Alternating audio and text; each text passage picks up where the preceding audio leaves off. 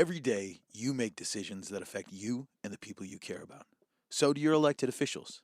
That's why elections are so important, because you are picking the leaders who will make choices that directly impact you and your community.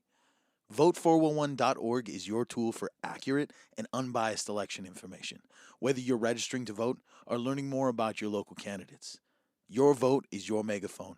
Use it to pick the leaders you trust. Get online, get the facts, and make your voice heard on Election Day. Moving forward.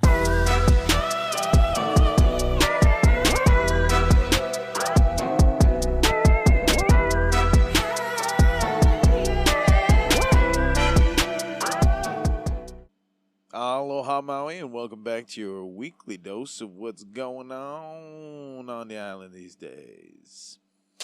Haleakalā National Park has developed new educational materials in Olelo, Hawaii for Hawaiian immersion 4th grade students. The virtual materials are available to teachers anywhere to inspire grade 4 Haumana.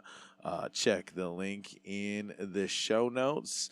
Checked them out myself. They're pretty cool. You could kind of get away with some parts for kids younger than grade 4, and and it's stuff that you could reuse with your kids, even or it's a good activity for more than just school stuff. ProArts Saturday, October 15th at 7:30. Fast Freddy and the Blue Lava Blues Band. One of Maui's favorite groups is back, and they're bringing a very special guest. Mitch Woods has been the torchbearer of a great American blues musical heritage for 2 decades.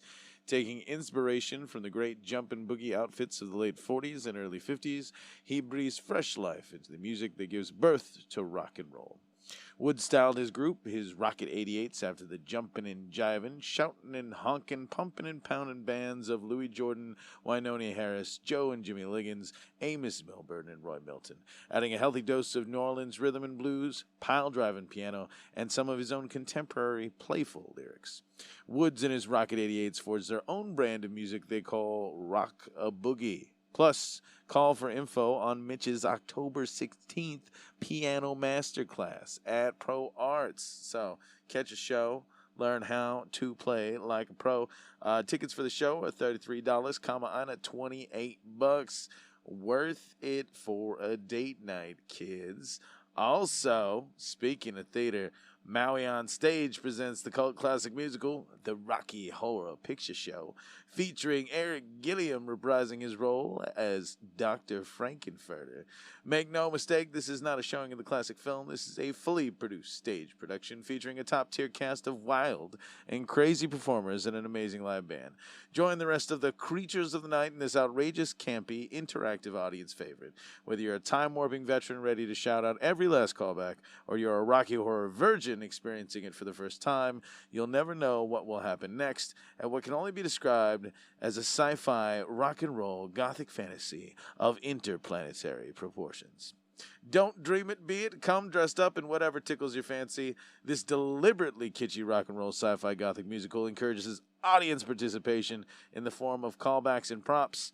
Audience participation bags will be for sale. Check it out, guys. This is definitely not your hometown midnight high school showing of the movie where people just shout at a screen of Tim Curry.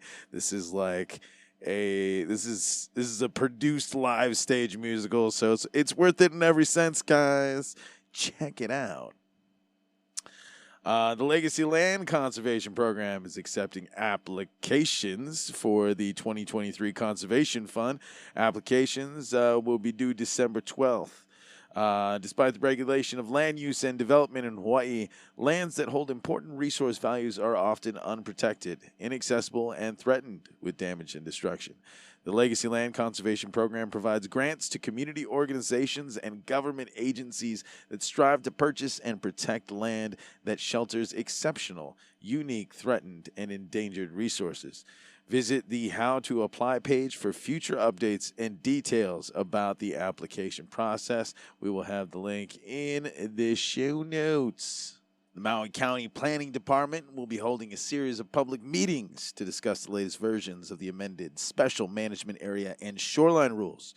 These amendments have 2 primary objectives: to identify certain activities that will no longer require special management area or shore review because they will have no impact on the coastal zone or shoreline environment, and to incorporate sea level rise and coastal erosion projections into the regulation of shoreline development to protect property, the shoreline environment, and public health and safety. Virtual and in-person meetings on the rules will be held throughout the month. For more information, view the hot topics section at mauicounty.gov/planning. I will put that in the show notes along with phone numbers and an email you can bug government officials at. Now, why is this important?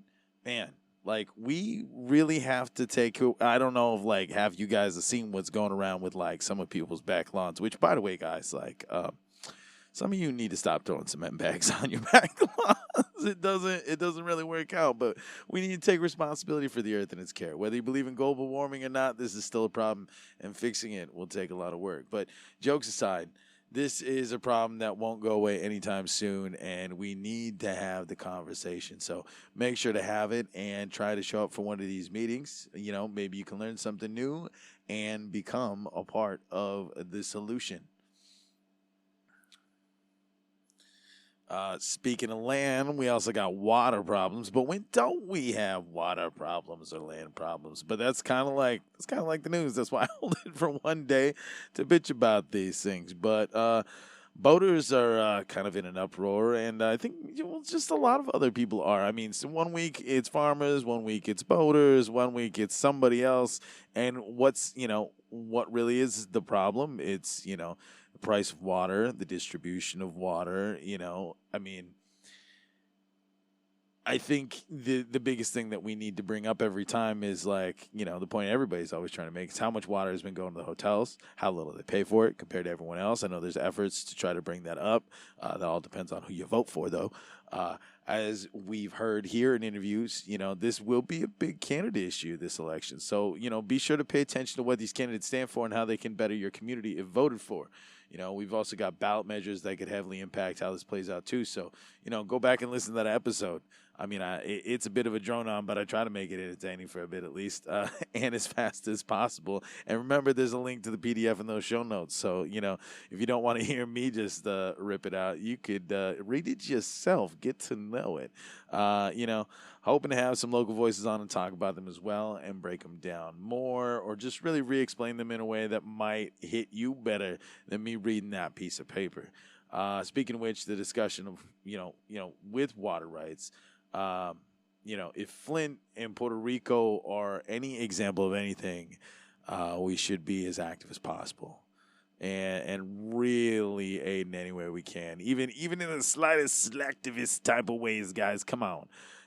I'm just confused as to why water is such a private market. It's one thing to sell bottled water. It's too much to be able to take a community hostage with its price and access to it.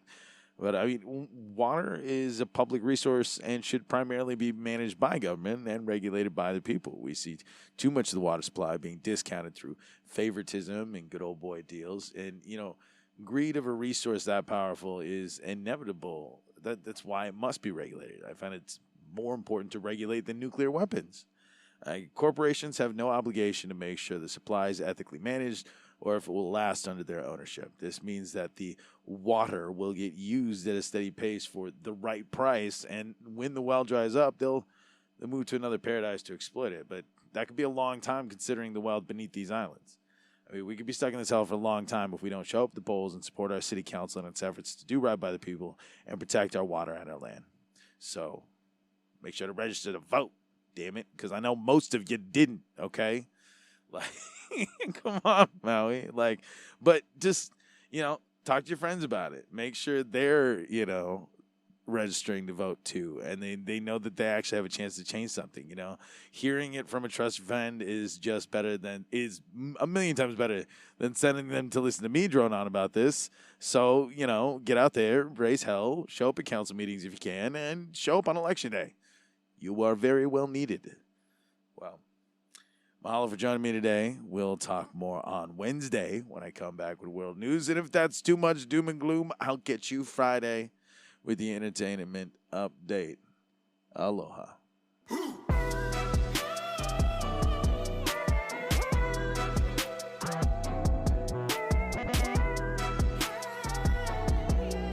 Rabbit Holes is a Manawa production.